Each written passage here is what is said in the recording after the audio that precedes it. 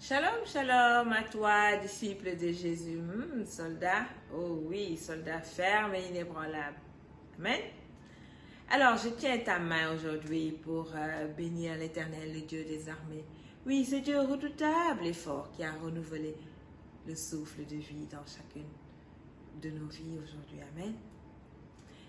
Béni soit le Seigneur Jésus, notre Maître et Sauveur. Amen. Béni soit le Saint-Esprit, lui qui est notre guide, notre ami de tous les jours, celui qui nous conduit au rocher où Jésus nous invite. Amen. Alors aujourd'hui, je veux avec toi méditer sur le 10e chapitre du médecin Marc, dans son 46e verset. Amen. Où il dit qu'ils arrivèrent à Jéricho. Et lorsque Jésus en sortit, avec ses disciples et une assez grande foule, le fils de Timée, Bartimée, mendiant et aveugle, était assis là sur le bord du chemin. Amen. Wow. Qu'est-ce que ça devait être dur à l'époque d'être aveugle, surtout quand tu es né dans une famille qui n'a pas les moyens. Te voilà, tu es obligé d'être comme Bartimée, de ne compter que sur les miettes des passants. Alors nous pouvons imaginer qu'il y avait bien des jours où des larmes coulaient de ses yeux, parce qu'il se demandait pourquoi les gens vont et viennent et que lui il ne peut rien faire. Il est obligé de rester cloué là par cet esprit d'aveuglement. Wow. Mais aujourd'hui, nous pouvons bénir le Seigneur car la technologie a beaucoup évolué et les aveugles, ils peuvent compter sur le principe de Braille qui leur permet d'écrire et de lire, en fait même d'étudier et de devenir même des grands de ce monde comme la grande psychologue Magali, qui est une mère, une épouse, une femme au foyer.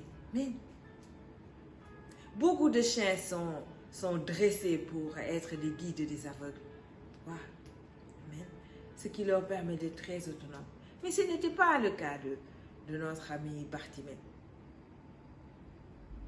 Mais la nuit a beau durer, oui, parfois elle est très très longue,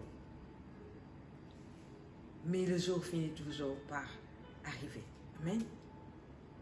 Alors je veux que tu prennes courage aujourd'hui, toi qui m'écoutes.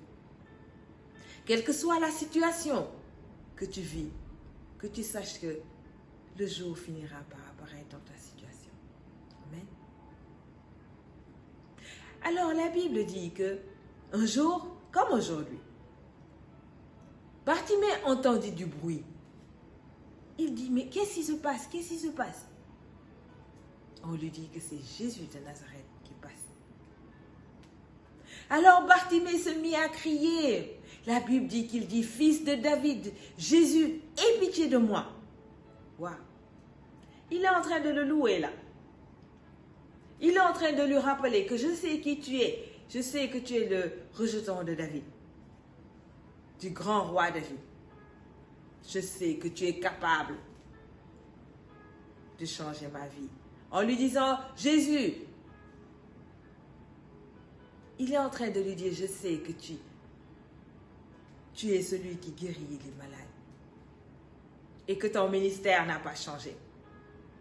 Alors, quel que soit ce que tu vis, loue le Seigneur. Amen. Mais la Bible dit que plusieurs le reprenaient pour le faire taire.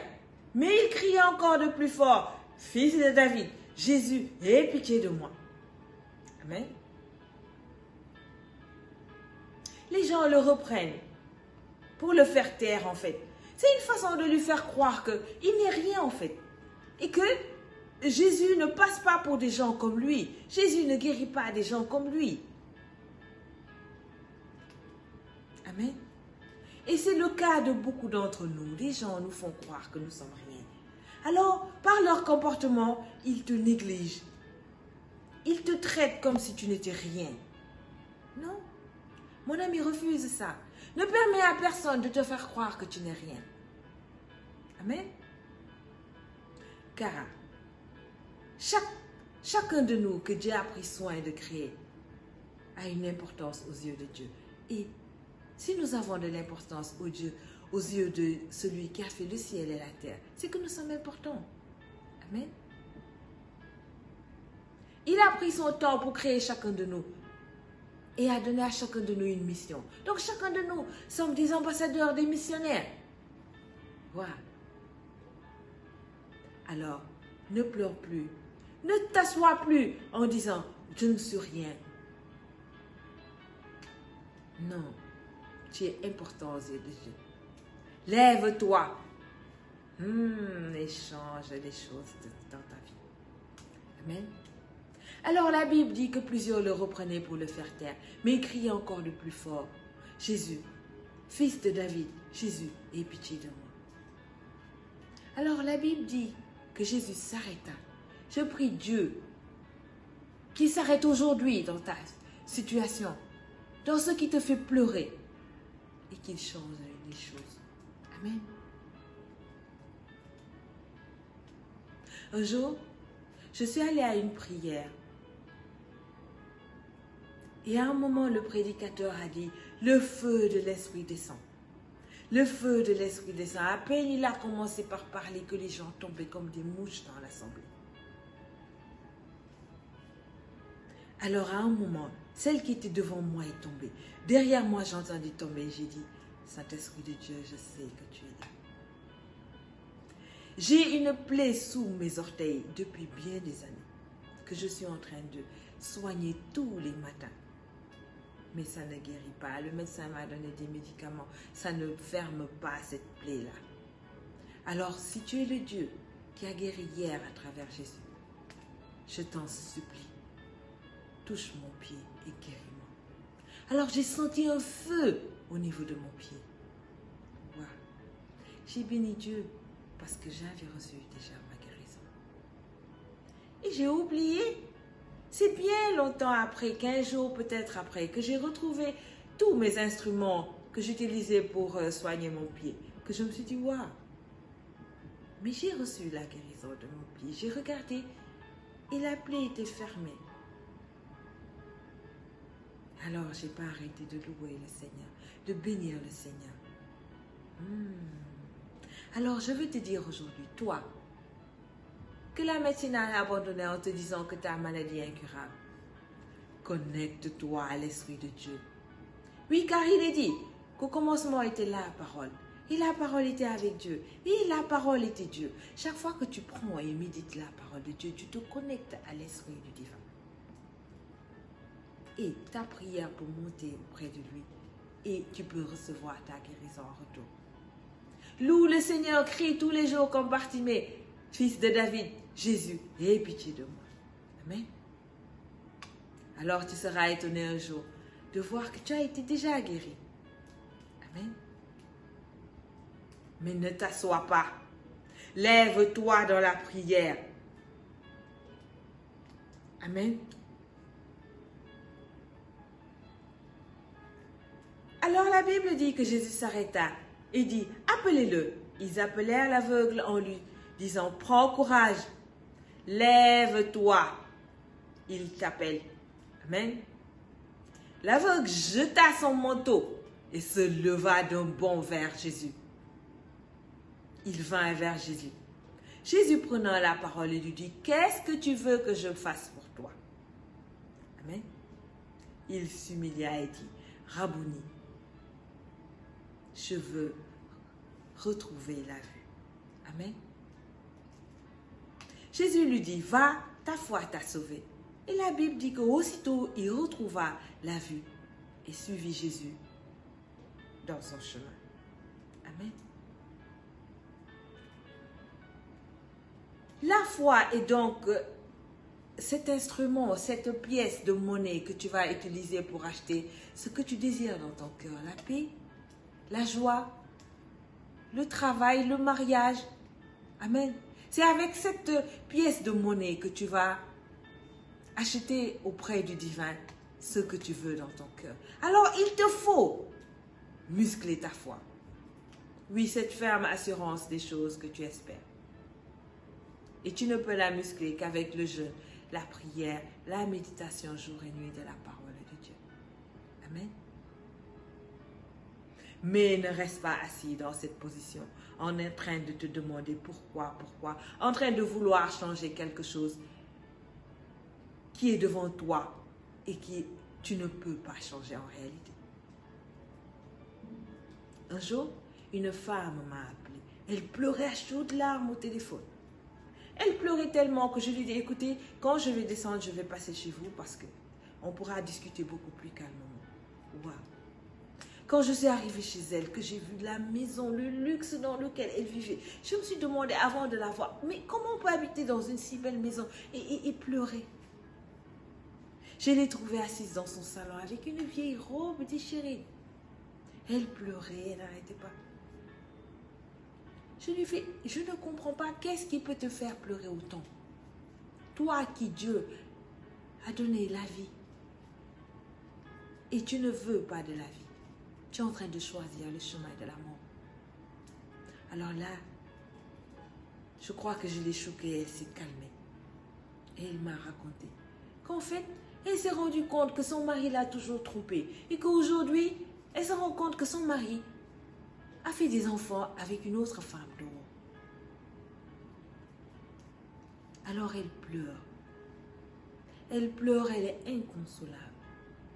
Je lui demande, mais est-ce que si tu pleures, ça va changer les choses? Il faut te calmer. J'ai dit, la vieille robe que tu as portée ne changera pas les choses. Quand tu vas au travail, tu te fais toute belle, tu te portes de beaux habits. Tu vas occuper ton poste. Mais ici, où tu es également à un poste d'épouse. Et c'est pas parce que aujourd'hui, tu n'as pas fait d'enfant que demain, tu n'en feras pas. Donc, considère-toi comme une épouse et une mère. Amen. Et crie à Jésus tous les jours que tu veux un enfant, toi aussi. C'est pas parce que l'autre, elle a fait des enfants dehors que son nom est inscrit dans le livre de vie. C'est ton nom, toi, qui est inscrit dans le livre de vie. Alors, c'est ton histoire qu'on doit raconter à la fin. Amen. Tu n'es pas n'importe qui, tu es une reine. Tu es la prunelle de l'œil de Dieu. Que personne ne te fasse croire que tu n'es rien. Alors, lève-toi de ce fauteuil où tu es assis en train de te lamenter, de pleurer, de raconter à tout le monde ton histoire. Et sois une femme qui pardonne. Sois épouse du Saint-Esprit qui porte le fruit de l'Esprit, l'amour, la paix, la joie. Et humilie-toi devant le divin. Fais de l'Éternel tes délices.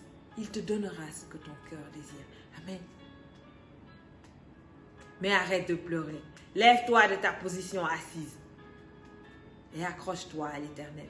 Alors elle a commencé à aller à la messe tous les matins. Et à prier tous les jours. Waouh. Aujourd'hui, elle est bergère d'un groupe. Elle est heureuse. Elle va, elle vient. Même si elle n'a pas d'enfant. Elle est une femme heureuse. Amen. Et toi qui veux te marier, tous les jours quand tu descends du boulot, tu t'enfermes dans ta chambre en train de pleurer, en train de regarder un film. Non. Fais-toi toute belle et inscris-toi dans des clubs. Inscris-toi dans tes groupes de prière. Va prier le Seigneur. Fatigue Jésus-Christ.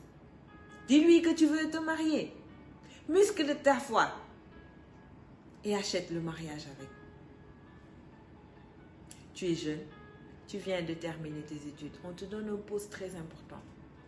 Mais tu te rends compte que par ton comportement, tu es en train de frustrer ton équipe, les gens de ton équipe. Et l'humilité de crier à Jésus.